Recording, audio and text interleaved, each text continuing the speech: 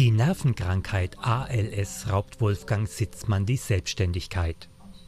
Die Lähmung breitet sich immer weiter aus. Inzwischen kann er nur noch den Kopf bewegen.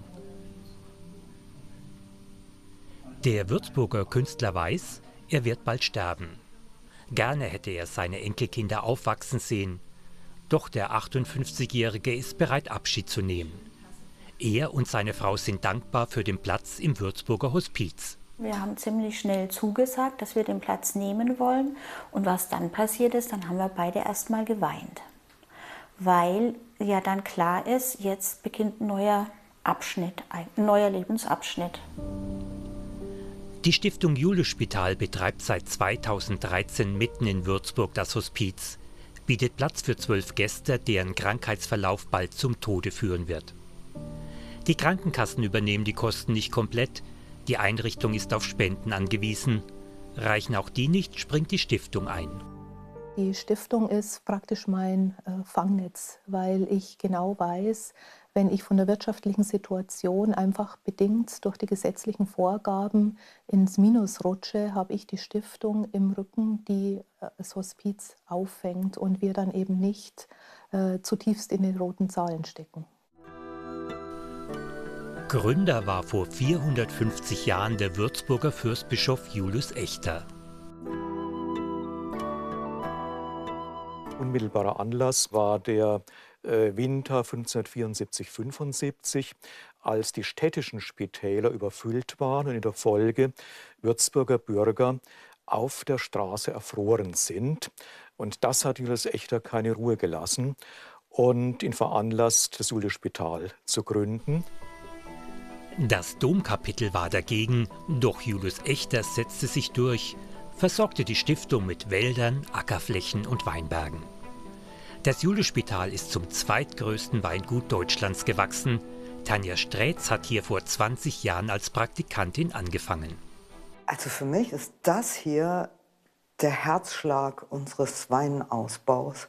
Für mich bedeutet Handwerk alles und wir machen im Prinzip grundsätzlich handwerkliche Weine. Und dass das hier durch die Generationen und durch die Zeit getragen wird, aber immer noch lebendig ist, das ist für mich der Wahnsinn. Auch dieses, also man sagt manchmal, dass der Himmel der Würzburger unter der Erde liegt. Und genau dieser Platz ist für mich Sinnbild und Wahrheit einfach auch. Ich finde es großartig und einfach nur toll. Auch das ehemalige Spital ist gewachsen zum Klinikum Würzburg-Mitte. Vom ersten Schrei bis zum letzten Atemzug. In verschiedenen Abteilungen werden rund 30.000 stationäre Patienten jährlich versorgt. Ist 124 zu 75. Wunderbar. Da ist doch perfekt. Für einen alten Mann ist das sehr gut.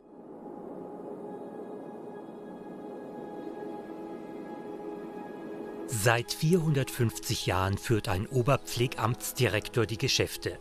Aktuell ist das Carsten Eck. Rund 50 Millionen Euro stehen der Stiftung jährlich zur Verfügung. Und dennoch spricht der Leiter von schwierigen Zeiten.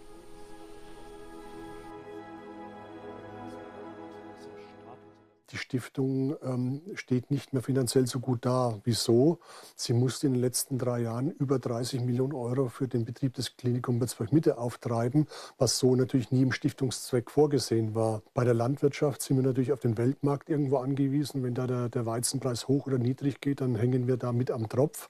Und die Schwierigkeiten, die die Stiftung hat, versucht sie natürlich auch mal wieder mit neuen Innovationen letztendlich zu begegnen.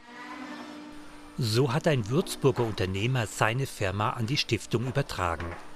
Nun hilft auch der Treppenbau, die vielfältigen sozialen Aufgaben zu schultern, wie das Würzburger Hospiz. Wolfgang und Andreas Sitzmann bekommen hier die nötige Unterstützung, aber auch die Möglichkeit zu tun, was ihnen gut tut. Ich kann selbst, wenn ich möchte, Pflege übernehmen, wenn ich das möchte.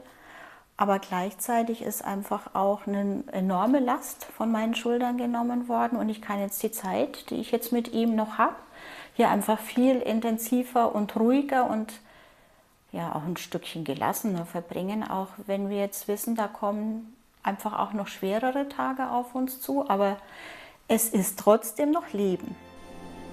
Die Not erkennen und mit Leidenschaft und Hingabe handeln. Seit 450 Jahren hilft in Würzburg die Stiftung Juliusspital.